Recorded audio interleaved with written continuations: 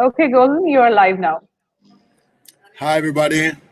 I'm Golan Bitton from Univo, from Israel, and I want to make a quick view about the Israeli market and the European market and the export and the import between the countries. First of all, I want to say that Israel is one of the biggest medical cannabis industries in the world, and it's one of the biggest markets that we have right now. And I want to make a quick overview about all what we've done in the last 3 years here. First of all, we're talking about the plant that have three families and three base strain: indica, sativa, and hemp. Of course, the sativa is different from the indica, but the same are acting like a cannabis. It's not like the CBD products. The CBD products are actually coming from hemp, and it's between 0.2 or 0.3% of THC. This is what allowed to be as a CBD product. It's a different market. It's different products. We're not talking about this. We're not actually playing in this kind of area because we are not only a CBD product. We are including the THC and including the all cannabis plant, the all spectrum. As you actually see, most of North America, USA, now middle of America, Panama, and Europe are actually penetrating these markets in the last season. And in the last 4 years, you can see a lot of countries that actually giving up the barriers that we can go through export and import between the countries. Actually, in the USA, there is no market. There is no export and import between the states. So you cannot actually play in this market. It's a huge market, including the CBD, including the THC, and including the medical cannabis, and of course the recreational cannabis. But we are talking about Australia, that they have their own regulation, and the European market. The cannabis EU products volumes in percentage break down to be country of the production. As you can see in this graph, Canada is mostly one of the biggest players in Europe right now, because Canada regulations allow only to export, but not allow to import. There is a huge market in Canada. There is a lot of players. There is a lot of strain, indoors farms and manufacturers. The most market is in Europe because they cannot export and import to USA, including the Netherlands. The Netherlands are actually one of the, I can say, the biggest one, and the only one is Bedrocon, the only company. It's regulated by the states, by the Netherlands, the government, and they are allowed to export and import from Netherlands to Europe, including Italy. The cannabis EU production volumes, the total market in the last 2020, the whole market in Europe is actually the conclusions is between 8.2 tons. We're talking about something like 5 million people, and you can see that the demand is so high, but the regulation barriers are not allowed to people to use this, or actually to get to these products very easy. Why? Because any regulations has its own barrier and has its own I can say process that they want to make through. But this is very, very important because, as you can see in Israel, one of the biggest market in Europe, we're talking about the estimated volumes are 2 times or 3 times more. You can see the cannabis industry in Europe. Actually, we're talking about the market. In Germany, the estimated of per gram is 20 euro per gram. In Italy, is 18 euro per gram. In Netherlands, is 6.15 euro per gram. And you can see that the estimated biggest market is Germany. Germany, we're talking about 57 million euros per 2020. It's a huge market. It's one of the biggest right now because the regulations there is, I can say, very comfortable to the user, and they are going very easy with the patients. They have their own use. In Italy, who's control the regulation there is the army in the cannabis industry. In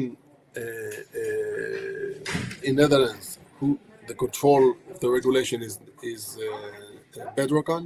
They are subject to the country, and of course there is some kind of small countries that's actually going right now, like Poland, like Ukraine, and of course the most players like Russia. They are not actually in the game right now. As you can see, if we take Israel as a case study market, you can see that in 2020, we sold in Israel 28 tons.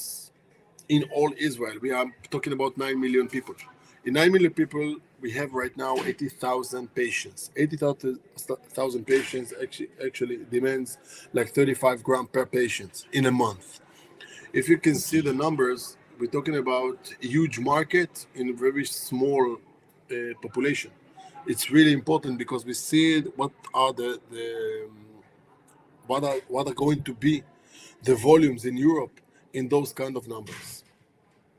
The cannabis flowers sales value breakdown by country. If you can see, if you can see in Israel right now, the market is something like 80 million euros per year. It's huge. It's 2 times from Europe, and we are only 9 million people. So now, what we take as a case study in Israel, we see that actually the volumes are going to be increased in Europe, because if you're talking about only 9 million people right now, let's see the measures and let's see what is going to be in the next 2 or 3 years from now, in huge population like UK, like Germany, and like Italy. Why Israel? Israel is a startup nation. As you see, the regulation here is called the ACAR. They make some kind of section and under the Ministry of Health, and they use their own regulation. They use their own standards. It's called the GAP standard and the GMP standard. It's called the IMC GMP standard.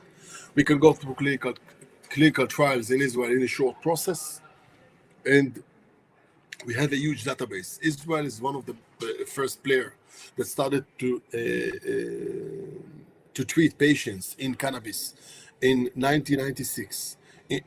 Israel and California was the first country that started this kind of innovation treatment, and the whole world follow up in 2012 and 2015, and this is what makes us with the huge database that we can use right now to see what kind of illness or what kind of medication we use to one kind of indication. This is very, very important for the Israeli industry and, of course, for the Israeli database.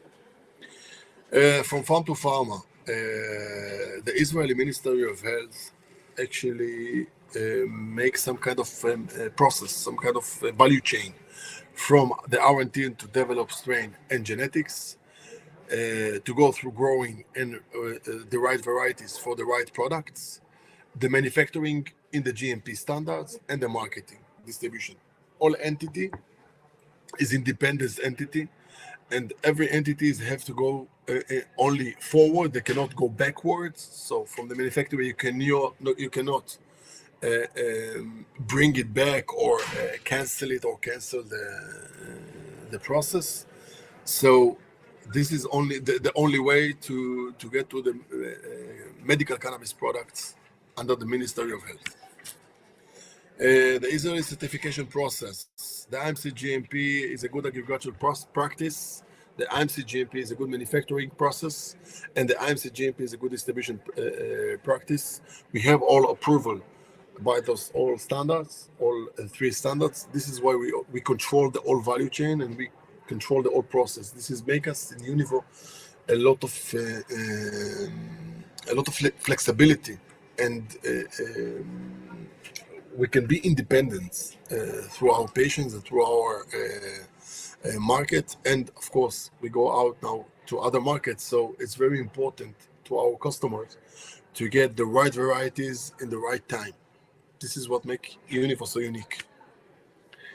The market drivers increase unacceptable for drivers' medical indications. We can see that the increasable up in the volumes of the patients from 25 to 35, from 35 to 65 patients per year. It's huge. This is why a lot of new patients are adopt the medical cannabis as a treatment. They are actually want to try a new treatment. It's a natural treatment. So all the worlds are getting in this process. We see there is a new drivers and there is a new users. If there was 2 years ago only from 18 to 35, now we can see from 35 to 45 patients more likely to consume multiply times per week. The consumer is consume it more likely 10 times or 2 times or 3 times per week, not as before they was using it 1 time. The conservatives experiment is more likely to have maximum education of university or graded schools. We can see more students and more new. I cannot call everybody's patient, but they use it is even if it's for the great feeling, or even if they take it to increase the pain. Company structure holding. Univo actually hold Univo Distributions, Univo Medicine as a manufacturer, and of course we have our own farm. It's one of the most biggest farms in Israel, and including the R&D part and the manufacturing. Univo is fully integrated from seed to cell, as I show in the last slide, from other R&D to the farming to the manufacturing, and of course to the marketing and distributions. We have our own strain, we have our own new products, including oils from 2 kinds of methods, 2 kinds of extractions, ethanol and CO2 extraction. It's a different method, it's a different product. So we have the all full variety of product to all kinds of indications. And of course, the innovation and the IP in the future products are including this new oil for the HDHD, oral gels, suppositories for colitis and stomach disease, the cream for skin legend and skin allergy, the oral gel for oral cavities, and of course, all kinds of methods that is under innovations in our R&D in the manufacturing. That's it, guys. I hope you can see the quick overview in the Israeli market and, of course, the European market, why there is export and import between the countries. And I hope you can get a quick overview of what's going on in Israel and what we are estimated in Europe. Thank you very much, and see you next time. Thank you very much.